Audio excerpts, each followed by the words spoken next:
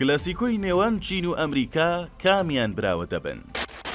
جەنگی زەبەلاحی ئابووری نێوان دوو جەمسەرەکەی دنیا بەرەو کوێ دەڕوات.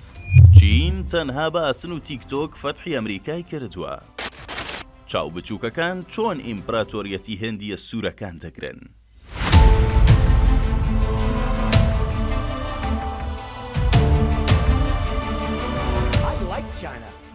شۆک دەبیت کاتێک نوێترین ئامار و کاریگەری بازرگانی ئاسن مس و داگیرکاری ئیمپراتۆریەتی تیکتۆک دەبینیت لە ئەمریکادا.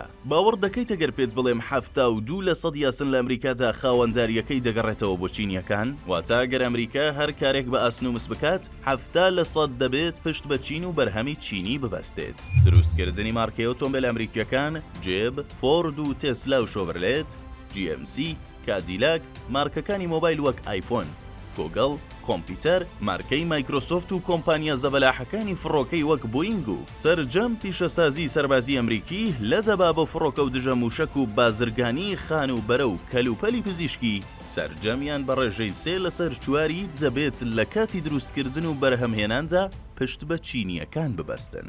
ئەمریکیەکان ناچارن پشت بە سەرسەختترین دوژمنیان ببەستن. بەو پێیەی لە ماوەی 15 ساڵی ڕابردوودا بازرگان و سەرمایەدارە چینیەکان لەسەر داوای سەرۆکی وڵاتەکە ڕوویان کردوتە کڕینەوەی پشکی ئاسن و مسی ئەمریکا. ئەمە جگەلەوەی هۆکاری ئابووری دیکەش هەن. ئەمریکای سەردەمی جۆ بایدن بەڕای زۆربەی شارەزایانی سیاسی سەردەمی زێڕینی چینیەکان بوو. بەو پێیەی ئیدارەکەی بایدن ئەوەندەی سەرقاڵی بەرگری و چارەسەری قەیران و گرفتەکان بووە هێندە سەرقاڵی فراوانخوازیەکانی سەردەمی ترامپ نەبووە. چینیەکان هەر تەنها بە پیشەسازی ئاسن فەتحی ئەمریکا نەکردووە، بەڵکو هێنان و دروستکردنی تۆڕی کۆمەڵایەتی تیکتۆک لەلایەن کۆمپانیایەکی چینی نزیک لە سەرۆکی وڵات هێندەی تر حاڵی ئیمپراتۆریەتی سوورپێستەکانی شەڕ کردووە. لە 3 ساڵی ڕابردوودا تیکتۆک دە باڵی کێشاوە بەسەر خێزان ئەمریکیەکاندا کە کۆنگرێس و ئیدارەی بایدن هاواریان لێ هەستاوە و 8 جار داوای قەدەغەکردنیان کردووە.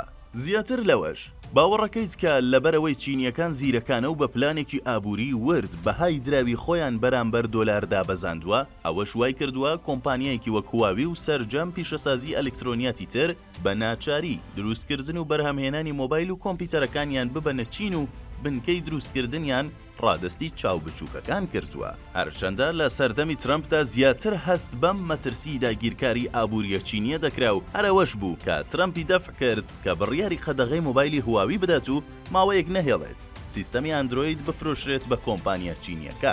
ئەمەش بە بیانووی ئەوەی لە ڕێگای مۆبایلی هواوی جاسووسی بەسەر کەسایەتی و دامەزراوە ئەمریکیەکانەوە دەکرێت. چینیەکان ورد بە سەرنج و ژیرانە سەرقاڵی هەڵتەکاندنی ئیمپراتۆریەتی هێندیە سوورەکان و بەبێ ئەوەی فیشەکێک بتەقێنن دەیانەوێت چۆک بە ئەمریکا و سەروەریەکەی دابهێنن. جارجاریش وەکو تاقیکردنەوەی توانایی مخابراتی باڵۆنێکی چاودێری دەنێرنە ئاسمانی ئەمریکا و میدیا و خەڵکی ئەو هەموو ویلایەتە بە خۆیانەوە سەرقاڵ دەکەن. ئەمەش ناکاتە ئەوەی کە ئەمریکا بێپلان و دەستەوەسان بێت. هەر بۆیە ترامپ لە بانگەشەی هەڵبژاردننی ویلایەتی فیلادلفیا گوتی بردنەوەی من واتە شکستی پلانی 25 ساڵی چینیەکان.